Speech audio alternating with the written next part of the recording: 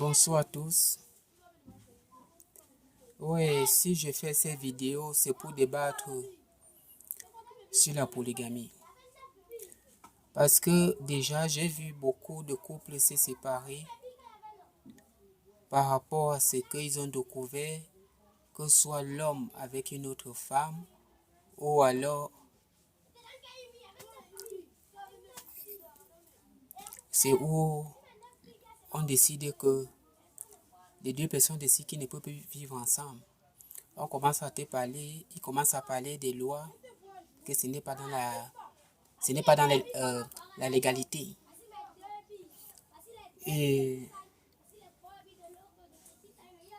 moi, je viens débattre sur ça parce que beaucoup d'hommes aujourd'hui sont victimes de ce type de situation. Mais parfois, je dis que c'est les hommes même qui sont à la cause parce que si un homme, infidèle d'abord qu'il est, va signer un régime monogame, il est d'abord malhonnête lui-même devant les hommes et devant Dieu. Ça veut dire même que cet homme n'a pas peur de Dieu. Et sa femme aussi est responsable de tous les actes que son mari pourra commettre. Parce qu'elle-même aussi, elle connaît.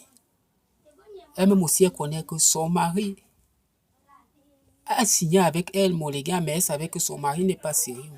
C'est pourquoi vous allez voir ici dehors, il y a beaucoup de malédictions et beaucoup de situations qui arrivent même à vos enfants. Parce que c'est l'acte que vos maris commettent dehors, cette malédiction tombe sur vous, vous les femmes là, qui acceptez et dites, moi je ne peux pas me marier, moi je ne peux pas me marier au polygame. Hein? Je ne veux pas faire un discours du genre que c'est que je pense, mais je veux faire un discours qui est selon la loi. Et il faut qu'on sache que dans toute chose qui existe, il y a une loi. Et si vous êtes tous des chrétiens, ou toute personne qui est croyant peut accepter d'abord ça, ce qui est écrit. Je tiens une Bible à main, et c'est dans la Bible que nous allons débattre. Et ici, vous allez me montrer les versets qui parlent de la monogamie. Parce que vous avez toujours un seul verset qui dit que l'homme quittera son père et s'attachera à sa femme. Car ce n'est jamais un verset. On a dit à sa femme. On n'a pas dit à sa femme. On a dit à sa femme, pas à une femme. C'est français. C'est la même chose qu'on dit ton prochain. Ton prochain n'est pas une personne, vous vous retrouvez parce que tu aimes plusieurs personnes, ça devient plusieurs personnes. Bon, je ne veux pas tirer de long à large pour tirer les attentions sur ceux qui divisent les foyers. Les hommes qui ne peuvent pas prendre une responsabilité de pouvoir aussi situer ces filles qui ont plus agrossi dehors. Ils vont dire à la femme, il faut jeter, il faut faire ceci parce que ma femme, si elle suit ça, il y aurait problème. Or, la malchance retombe sur vous. Et même sur cette femme qui a accepté. Vous êtes ingrat. Et il n'y a aucun passage de la Bible qui déteste, qui nie la polygamie. Venez avec les passages de la monogamie. Moi, je viens avec pour la polygamie. Allons-y d'abord. Je veux prendre le verset. On va aller par le verset. Je vous donne le verset. Vous-même, vous lisez. Et on pourra débattre. Prenez 2 Samuel 12. 2 Samuel 12, verset 8 à 9. On va lire ensemble. Je cherche dans ma Bible 2 Samuel 12. Ça dit ceci. Je t'ai mis en position de la maison de ton maître. J'ai placé dans ton sein les femmes de ton maître, et je t'ai donné la maison d'Israël et de Juda. Et si cela eût peu, j'aurais encore ajouté.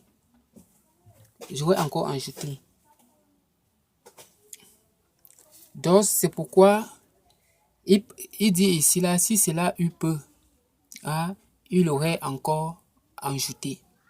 C'est Dieu qui parle, ce n'est pas nous les humains qui choisissons ce qu'on doit dire, ce qui est bon et ce qui est mauvais. Parce que c'est Dieu seul qui connaît ce qui est bon pour l'homme et ce qui est mauvais. Bon, j'ai donné le verset que vous-même, vous avez vu, qui est 2 Samuel 12, versets 8 à 9. Je vais aller encore sur vous allez aussi prendre Exode 21, verset 10. On va ouvrir tous Exode 21, verset 10. Il dit, s'il prend une autre femme, il n'en retranchera rien pour la première, à la nourriture, aux vêtements et au droit conjugal. Bon, si on dit déjà ici que s'il prend, on a dit s'il prend une autre femme, ça veut dire qu'il y a d'abord une première. On a dit s'il prend une autre femme, il ne retranchera rien pour la première. Ça veut dire qu'il y a une première. Bon, vous allez lire le passage, parce que je serai un peu court. C'est le passage juste que je vous donne. Et si vous avez des commentaires, on pourrait débattre sur les commentaires pour en tirer encore plus. Je vais encore prendre un verset. Je partage d'abord les versets. Là, on pourrait... Je partage les versets. On va prendre Matthieu 25.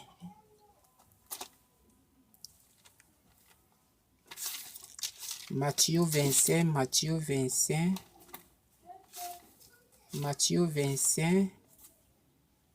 Justement, je suis à Matthieu 25. Matthieu 25, il dit, alors, le royaume des cieux serait semblable à 10 vierges qui ayant pris leur lampe en allant à la rencontre de l'époux.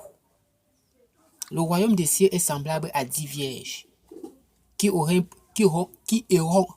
pris leur lampe en allant à la rencontre de l'époux. Bon, d'autres personnes ont dit que j'ai fait certains débats avec certains pasteurs. Ils m'ont dit que l'époux c'est Jésus. L'époux c'est Jésus. Bon, c'était leur, je ne pouvais pas dire anti-convier ce qu'ils disent parce que c'est normal, tout le monde a son point de vue. Mais la Bible était claire. Hein? On a dit sur le royaume des cieux qui est semblable à 10 vierges. Je ne sais pas si les 10 vierges vont à la rencontre de Jésus. Hein? Ou c'est Jésus, mais c'est Jésus lui-même qui est polygame. Hein? Bon, pour en finir, je prends maintenant un verset de Isaïe 4.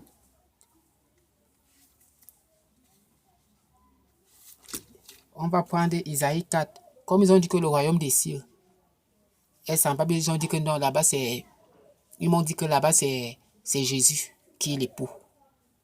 Hein? Parce que c'était 10 vierges qui ont pris les lampes pour aller à la rencontre de l'époux. Ils m'ont dit que non, là c'est Jésus qui est l'époux. Bon, revenons dans Isaïe 4. Isaïe 4, verset 1. Je donne les versets, vous-même vous allez lire. Ne dites pas juste des choses parce qu'il faut dire. Hein? Lisez, suivez, lisez d'abord la lecture. Isaïe 4, verset 1, dit ceci. Et cette femme saisiront en ce jour un seul homme. Et cette femme saisiront en ce jour un seul homme. Et diront, nous mangeons notre pain et nous nous vêtirons de nos habits. Fais-nous seulement porter ton nom. Hein? Fais-nous seulement porter ton nom. On parle de qui? De 7 femmes qui vont vers un homme.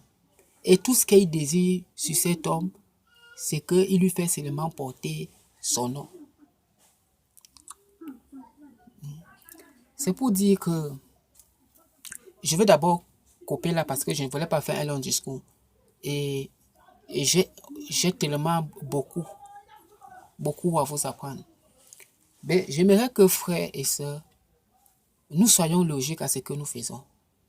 Et ce qui a tué la mentalité des êtres humains, c'est le mode de vie des Européens. Nous, on n'est pas les Européens. On est les Africains. Même où la Bible la sort, c'est pas les Africains qui ont écrit au moins la Bible. On sait que la Bible est puisée de l'inspiration de Dieu, mais c'est pas au moins un Africain qui a écrit. Mais les versets que je vous prends pour vous donner est écrit sur la Bible. Vous connaissez, vous avez déjà vu où on vous a prêché. On vous a pris les versets dont vous voulez, des versets qui vont à ce sujet-là. Non. On vous enseigne juste où ça les plaît, où ils vont prendre de l'argent. On voit beaucoup de nos sœurs dehors, qui ont déjà même les 7 enfants, qui ont d'autres les 3 enfants, les 5 enfants. Ils font quoi avec le père? Il n'y a pas. Pourquoi? D'autres même, lorsqu'ils sont enceintes, on va jeter. On va les jeter aux toilettes. Pourquoi? On va dire qu'on a peur que ma femme soit au courant. Mais ces malédictions-là tombent sur vous. Je veux vous tirer l'attention, frères et sœurs. Prenez le temps de lire la Bible, qui est la parole. Ce n'est pas moi qui le dis, mais c'est ce qui est écrit. Soyez hommes. Participons à l'élévation du monde. Ne pensons pas comme ces gens-là. Quelles sont les missions? J'ai pris des versets et je vous ai donné des versets. C'est les versets qui pourra juger. Parce qu'un homme sage, quand on lui donne un verset, quand on lit une lecture et qu'on lui donne les versets, il ne bavarde pas parce qu'il faut bavarder. Mais il s'assoit, il apprend et il viendra maintenant débattre. Alors, en ce moment, on pourrait débattre entre nous, verset, tu donnes le verset, je donne le verset. Ça veut dire on fait selon des versets. Changeons nos cœurs. Un homme ne serait jamais pour toi seul, madame. Que tu le veux ou non. Et toi-même, tu le sais. Mais parce que tu es ingrat, vous avez accepté le mensonge, rempli le mensonge depuis la création. C'est ça qui va jusqu'à maintenant. Soyons au moins. D'autres disent, je veux mon mari seul. Je vous prends juste un exemple, papa. Je veux mon mari seul. Je suis d'accord. Tu as ton mari seul. Tu es marié monogame. Mais dehors, ton mari a 7 femmes. Le jour que ces messieurs-là tombent malades, où il ira se coucher? Chez toi, non? Il viendra se coucher chez toi. Lorsque tu vas lui soigner, il sera en forme. N'est-ce pas, quand il va sortir, il va continuer à aller voir ses maîtresses dehors.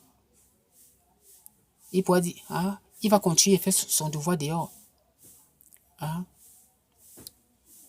Ça veut dire qu'en ce moment même, le malheur n'est que pour toi. Or, si toi-même tu avais connu si toi-même tu avais accepté tes proposes, ça veut dire que quand il y a une situation qui se passe, tu devais les appeler et dire, voici notre mari qui est malade. En ce moment, qu'est-ce qu'on fait? Or, la charge maintenant ne pèse plus sur toi. Parce que tu es avec une somme peut-être de 10 000 francs.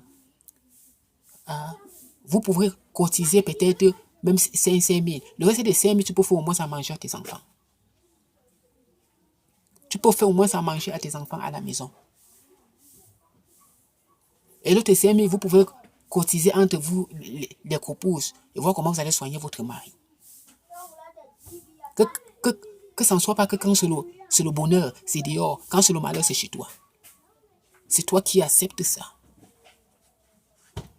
Et vous pensez que vous vivez le cauchemar, mes soeurs.